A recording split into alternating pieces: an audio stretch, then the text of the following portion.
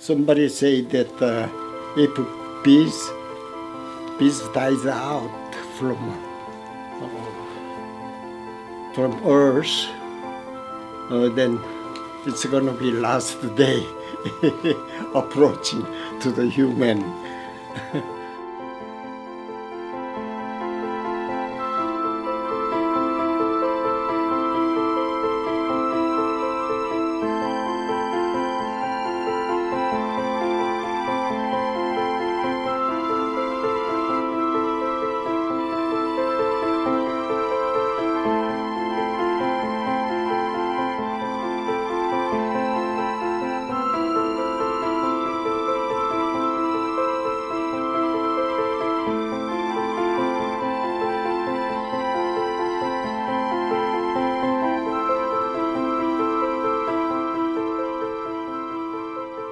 My name is Andrew Baik, and started beekeeping 1959, 4 years after the Korean War stopped. And since then, I kept bee, expanded many hives. When I was in Chicago, it was in Chicago. I had been keeping bees at the rooftop, and because there's no place to set the honeybee hives, so I asked the building owners to keep the bees at the rooftop, and the owner says that right next about this far, that the window, this far there is a apartment, the civilian living apartment located there, and the owner was worrying that you see the apartment right in front of you about 5-6 meters away. If they sting the tenants, then what are you gonna do? They might sue you. So I told them, as long as I keep bees gently, slowly, then they won't sting. So don't worry about it. Then he allowed me. So I started with 5 hives. Then in 3 years, nothing happened to those guys. Nobody got stung. Then the beekeeping on the rooftop started in New York. There were nobody did that in the United States. So I think I'm one of the pioneers for the beekeeper.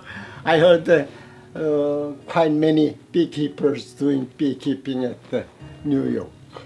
On a building rooftop now, and they charges quite expensive for the honey price, because it's a special honey, isn't it?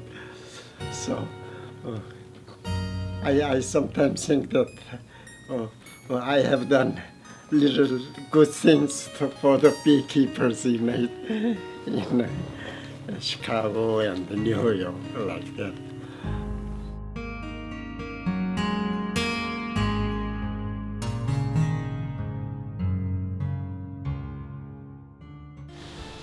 I got started beekeeping about 5 years ago personally. My father started about 8 years ago. Him and my brother got 2 packages of bees. I kind of watched from a distance. They never pushed it upon me, and I kind of saw a need for them and wanted to help out, so I started helping. When I first started beekeeping, my father would have me do some crazy stuff with bees, catching swarms, helping them out, moving hives, and I was terrified. Over time, I realized the honeybees aren't out to get you, they're not out to sting you, they're actually very gentle and docile, and I don't know, I enjoyed it. We were having some troubles. My father was getting older, my brother kind of went on to other things. We had the bees, and I liked the honey. I felt there was a need to be a beekeeper because the bees are in such a decline right now.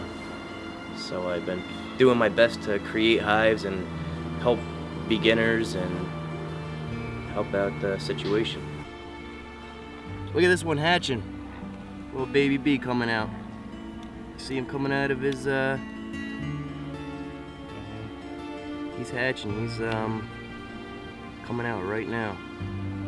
He's trying to get out, trying to eat his way out of there. There's one eating his way out right there. Let's see if he comes out. Come on. He's a juvenile bee. He's not gonna know how to fly for a few days. Look at him, he's coming right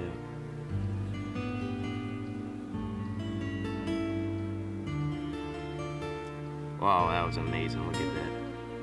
You just saw a bee born right there. I started helping out, and Bill was always at the house hanging around, and he started out, he didn't have a suit for like the first 2 years. He just would go out there, no suit, no nothing, and he really got into it. But he soon realized eventually you're gonna have to wear one.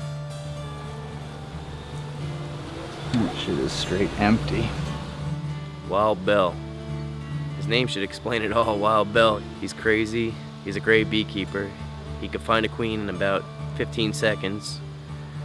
But he got tagged out early today. Took a sting to the belly, and he was done. Oh, squeezed it. It's really not an ideal temperature to be going in the hives today because it's about 60 degrees out, and the season's pretty much over, but he's a great beekeeper. We kind of get cabin fever in the middle of winter. You know, snow is on the ground, it gets dark at 4 o'clock.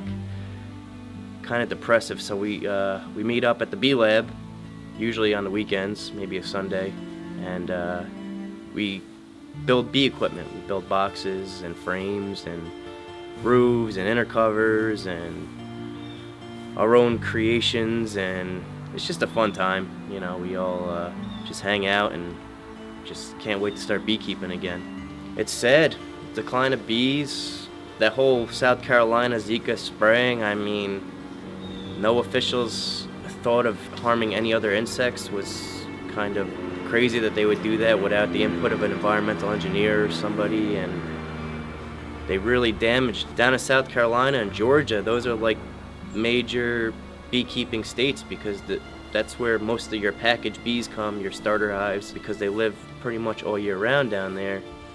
I like getting other people into beekeeping because, number one, they want to. I call them beginners. They have a thought in their head they want to beekeep. So I help them, and it gives me satisfaction just for helping. And when their bees, most of the time that I give them, make it through the winter, it's an even better feeling because now they're beekeepers. If I started the training,